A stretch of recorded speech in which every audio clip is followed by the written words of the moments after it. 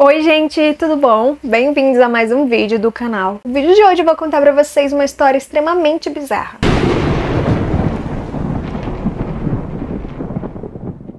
O ano era 1986 e a Anne, ela morava com o pai e com a irmã em Massachusetts, e a mãe dela tinha falecido há pouco tempo por causa de um câncer. Bom, num dia aleatório, ela recebeu a ligação de um menino dizendo que estudava com ela na mesma escola e que o nome dele era Daniel LaPlante. O Daniel disse que tinha pegado o número da Anne com alguns amigos da escola, e ele se descreveu para ela como um garoto loiro, bonito, de porte atlético. Ele disse também para Anne que eles moravam na mesma vizinhança, e depois de várias semanas conversando pelo telefone, ela resolveu que estava na hora de conhecer o Daniel pessoalmente. Na noite do encontro, o Daniel foi até a casa da Anne e quando ele bateu na porta e ela abriu, ela se deparou com um cara que não tinha nada a ver com aquele que foi descrito para ela no telefone. Bom, era um cara alto, dos cabelos escuros, e ele tinha aparência de sujo e as roupas dele também aparentavam estar sujas e rasgadas.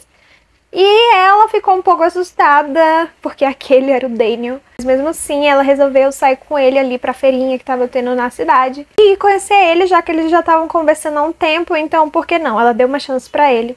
Só que uma hora depois do encontro, ela fugiu pra casa. Ela não aguentava mais conversar com aquele cara, porque ele era extremamente bizarro. O que ele quis conversar com a Anne, na verdade, foi sobre a morte da mãe dela. A Anne disse que ele ficava perguntando como foi que ela morreu, o que as meninas sentiam quando estava próxima à morte da mãe, o que elas sentiram depois que a mãe morreu, e como é que foi a morte, se foi dolorosa, se foi isso, se foi aquilo. Então ele só queria falar da morte da mãe da Anne, e a Anne começou a achar aquilo tudo muito bizarro e resolveu ir embora. Quando a Anne chegou em casa, aquele interrogatório todo que o Daniel fez sobre a morte da mãe dela fez com que ela ficasse com saudade da mãe. Então ela e a irmã resolveram jogar um tabuleiro Ouija para poder se comunicar com o espírito da mãe delas. Depois de jogar aquilo ali de noite na casa delas, elas começaram a ouvir uns barulhos esquisitos vindos da parede do quarto delas, como se o espírito da mãe estivesse respondendo às perguntas que elas faziam ao tabuleiro Ouija. As meninas começaram então a jogar aquele tabuleiro várias vezes e cada vez tinha mais atividade com barulhos e enfim. Só que aquilo começou a incomodar as meninas porque no meio da noite elas ouviam batidas, ouviam barulhos de móveis arrastando. E quando elas ignoravam aquilo, os móveis ou mudavam de lugar ou alguma coisa desaparecia na casa. As meninas então passaram a achar que aquilo não era a mãe delas, mas sim um demônio que elas tinham entrado em contato através do tabuleiro Ouija. Elas contaram pro pai o que estava acontecendo, mas ele não acreditou. Ele achou que as meninas estavam querendo chamar a atenção, porque a morte da mãe tinha sido muito dolorosa para elas, e elas queriam ver a mãe em lugares que não existia, então ele não deu atenção para as meninas. Em janeiro de 1987, as meninas já estavam cansadas de tudo aquilo, de ficar ouvindo barulho dia e noite vindos da parede da casa. Elas resolveram descer então até o porão com uma faca. O que não fazia sentido nenhum, porque se elas realmente achassem que fosse um demônio, o que elas iam fazer com essa faca? Não sei. Era melhor elas terem descido com um crucifixo, com uma água benta? Não sei. Mas, enfim, elas desceram com uma faca. Quando elas chegaram lá no porão, tinha uma coisa escrita na parede. Tava escrito na parede: venha me encontrar, estou no seu quarto. Tava escrito com alguma tinta vermelha, o que era meio que pra simbolizar um sangue, não sei. Então as meninas ficaram com medo, foram até o quarto e não tinha ninguém lá. Bom, elas contaram isso pro pai, porque já tinha chegado ao limite delas, e elas falaram: olha pai, escreveram na parede do porão, então tipo, não é a gente não tá fazendo isso. E aí ele começou a ficar extremamente preocupado, achando que as meninas estavam delirando, um delírio meio que coletivo, o que elas mesmas tinham escrito aquilo ali, e enfim. E ele resolveu procurar ajuda psicológica. Depois de procurar essa ajuda psicológica, os fenômenos pararam.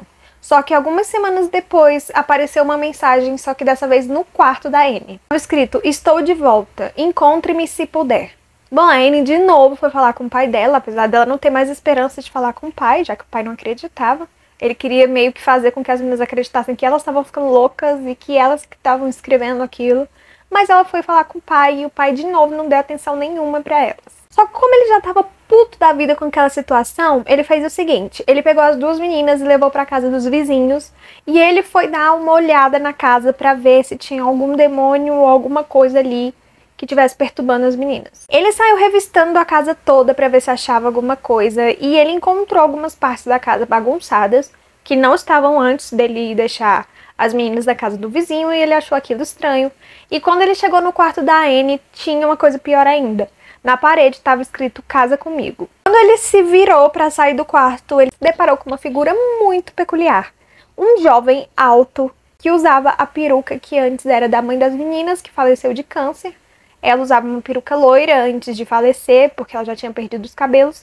E ele estava usando a peruca dela e as roupas dela e bastante maquiagem no rosto, como se quisesse fingir que fosse ela. E ele estava segurando também uma machadinha, então vocês imaginem a cena. O cara alto, esquisito, com as roupas apertadas da mãe das meninas, com a peruca e com uma maquiagem horrenda na cara, segurando uma machadinha. O Brian, que era o pai das meninas, ele começou então uma luta corporal contra aquele jovem. Só que o jovem conseguiu fugir e o Brian então chamou a polícia finalmente, porque ele sabia que alguém tinha invadido a casa dele. Afinal, dessa vez ele tinha visto, não eram só as meninas. Quando os policiais estavam revistando a casa para ver se achavam alguma coisa, eles descobriram um fundo falso no armário da Anne. E esse fundo falso dava para uma entrada na parede. Quando você abria a porta desse fundo falso, você se deparava com um túnel. E bom, quando eles abriram essa porta e se depararam com o túnel, viram também o cara ali abaixado, se escondendo da polícia. Então eles pegaram ele e quando a Anne viu ele, ela reconheceu como sendo o Daniel LaPlante. Durante as investigações, a polícia descobriu que o Daniel estava vivendo ali há meses. Tinha furos no túnel onde ele podia observar as meninas, o que elas estavam fazendo pela casa. Ele seguia elas por dentro do túnel que ficava dentro das paredes.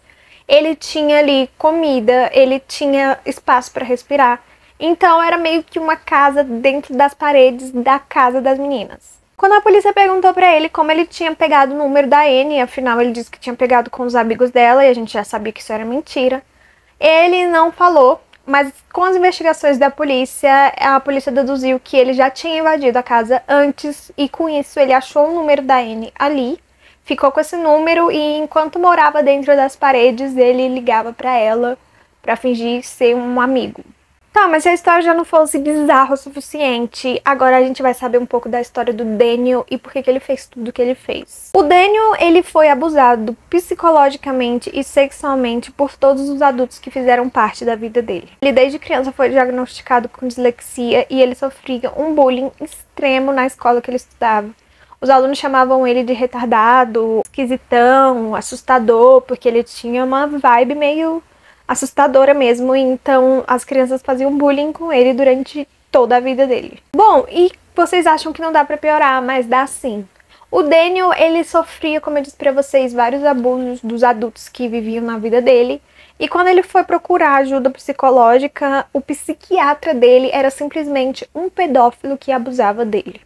Por causa disso, ele desenvolveu algo que não deixava ele se sentir seguro perto de adultos, então ele vivia na defensiva, e aquilo fez com que ele desenvolvesse tendências assassinas. Então, desde muito cedo, ele já cometia roubos e invasões ali nas casas da vizinhança, e depois disso que eu falei pra vocês da história da Anne e ele morando dentro da parede da casa da Anne, ele foi para uma instituição juvenil e ele foi liberado em outubro do mesmo ano. Ele saiu da instituição, mas depois ele voltou a praticar roubos e assaltos. Durante esses assaltos, ele roubou 2 revólveres. Em 1º de dezembro do mesmo ano, ele invadiu a casa de uma enfermeira. Bom, essa enfermeira ela estava grávida e ela tinha filhos. Ele entrou na casa, estuprou a Priscila, que estava grávida, na frente dos seus 2 filhos, e depois disso ele deu diversos tiros na cabeça dela na frente dos filhos. Depois disso ele pegou as 2 crianças e afogou elas na banheira da família. Bom, quando o pai chegou, ele se deparou com aquela cena horrenda e chamou a polícia. Uma testemunha ali na vizinhança viu uma pessoa esquisita saindo de dentro da casa da família naquele dia e descreveu ele exatamente como sendo Daniel LaPlante. 48 horas depois do crime, a polícia achou o Daniel escondido numa lixeira.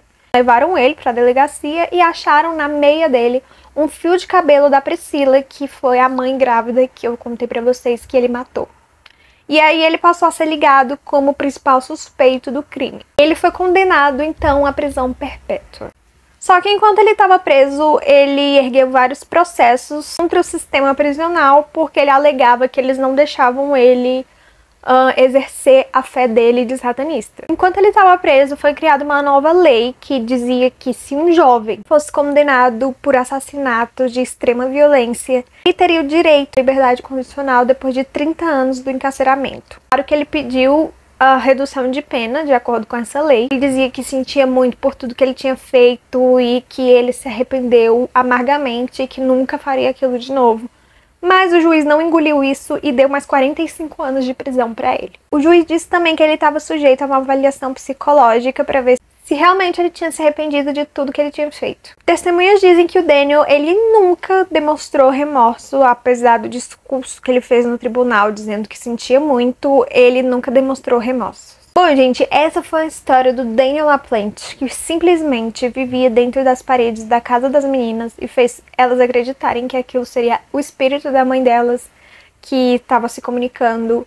Então, graças a Deus, ele não fez nenhum mal físico a essas meninas, mas depois disso ele, infelizmente, matou uma família, né? Uma mãe grávida e os seus filhos.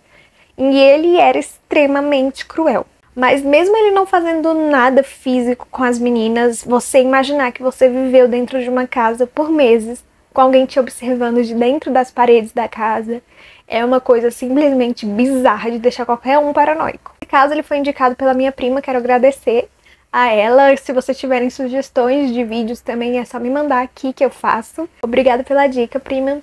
Bom, gente, eu vou ficando por aqui. Não se esquece de deixar o like, se inscrever no canal, me seguir no Instagram e no TikTok. E a gente se vê num próximo vídeo.